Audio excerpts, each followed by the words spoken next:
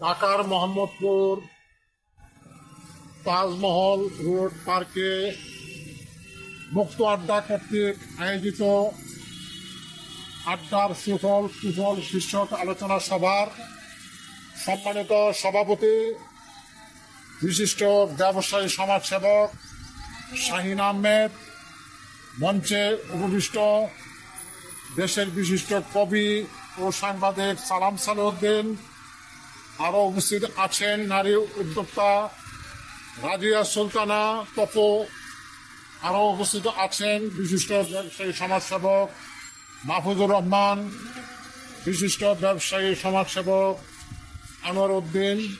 সবাইকে আমার শুভেচ্ছা ও অভিনন্দন। আজ আমাদের আলোচনার বিষয় আড্ডার সুফল ও কুফল সম্পর্কে।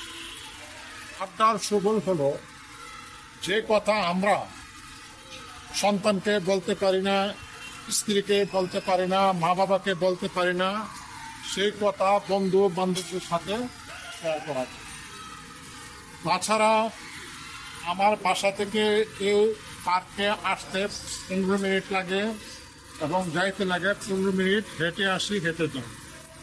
এখানে এসে যা পাই, গাছপালা, পশু পাখি, অক্সিজেনের কারণে আমাদের শরীর ভালো থাকে, মন ভালো থাকে।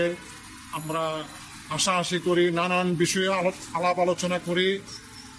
যে বিষয় জানি না সেই বিষয় বন্ধু বান্ধবকে প্রশ্ন করে আমরা উত্তর পেয়ে যাই।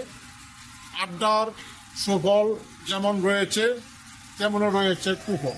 কুফল হলো আমরা লক্ষ্য করেছি এখান থেকে আড্ডা দেওয়ার পরে আমরা অনেকে মোবাইলে কথা চালাচালি করি, কথা সাপ্লাই করি। তাতে করে অনেক সদস্যের মনে ক্ষোভ সৃষ্টি হয় এবং মনোমালিন্য হয়। এগুলি যাতে না হয়